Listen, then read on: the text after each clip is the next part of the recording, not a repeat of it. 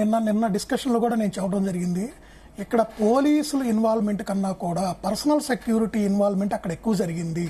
ఆ ప్రాసెస్లోనే ఆ personal security ఎవరైతే వాళ్ళు ఎవరి కోసం పనిచేస్తున్నారో ఆ హీరో వచ్చినప్పుడు ఆ హీరోని లోపలికి తీసుకెళ్లే క్రమంలో అక్కడ ఉన్న వాళ్ళని విచక్షణారహితంగా వాళ్ళకి తోచిన విధానంలో ఆ టైంలో ఆ హీరోని ఎలా ఇన్ చేయాలనే ప్రాసెస్లో అందరినీ తోసుకుంటూ వెళ్ళడం జరిగింది.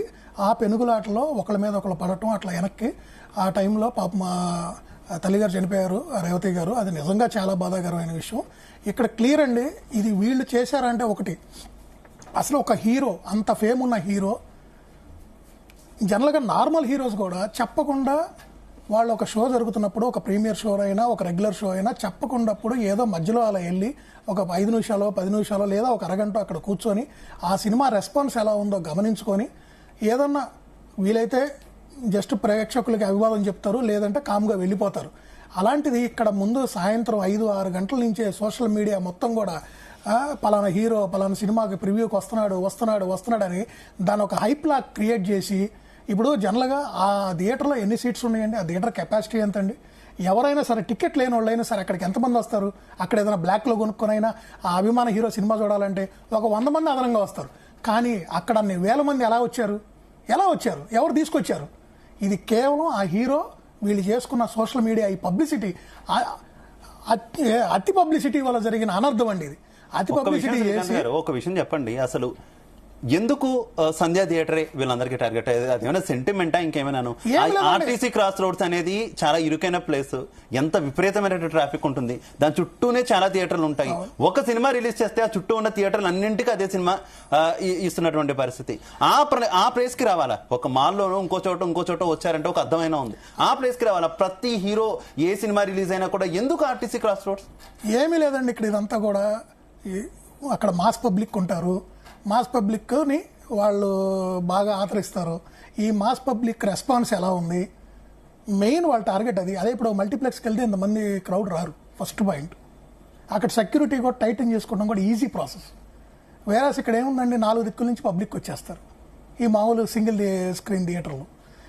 మెయిన్ ఇక్కడ ఏంటంటే టికెట్ కొనుక్కున్న వాళ్ళు కూడా లోపలికి వెళ్ళి సినిమా చూడలేని పరిస్థితి. నిన్న 50%, అంటే అక్కడ ఒక 1000 సీట్లు కనుకుంటే సుమారు 500 మంది టికెట్ ఉన్న వాళ్ళే లోపలికి వెళ్ళారు. మిగతా వాళ్ళంతా కూడా టికెట్లు లేని వాళ్ళు, హీరోని చూద్దామని వచ్చిన వాళ్ళు, వాళ్ళ ఫ్యాన్స్, వాళ్ళ సెక్యూరిటీ, వాళ్ళ బౌన్సర్స్ అందరూ ఎవరు పడితే వాళ్ళు వెళ్ళిపోయారు లోపలికి. అసలు అక్కడ సినిమా జరుగుతుందా? ఇప్పుడు మీరే మీ హీరో వెళ్ళాలనుకున్నారు, మీ బౌన్సర్స్ వెళ్ళాలనుకున్నారు, హీరో స్టాఫ్ వెళ్ళాలనుకున్నారు, ప్రొడక్షన్ టీం వెళ్దాం అనుకున్నారు, ఆ సినిమాకి పనిచేసిన టెక్నీషియన్స్ వెళ్దాం అనుకున్నారు. మీరే ఆ షో వేసుకోండి, ఆ షో తీసేసేయండి, పబ్లిక్కి ప్రాబ్లం లేదు కదా. ఇప్పుడు అక్కడ కామన్ పబ్లిక్ టికెట్ కొనుక్కొని ఫస్ట్ రోజు ప్రివ్యూ షో చూద్దామని, ముందు రోజు రేపు సినిమా విడుదల, ఈ రోజు నైట్ 9:30కి స్పెషల్ షో చూద్దామని 1000 రూపాయల పైన టికెట్ ధర పెట్టి కొనుక్కొని ఇప్పుడు అందరూ అడుగుతున్నారు. నిన్న కొంతమంది మాట్లాడారు, అసలు మహిళలు చిన్నపిల్లలతో అర్ధరాత్రి సినిమాకి ఎందుకు వస్తున్నారు అన్నారు.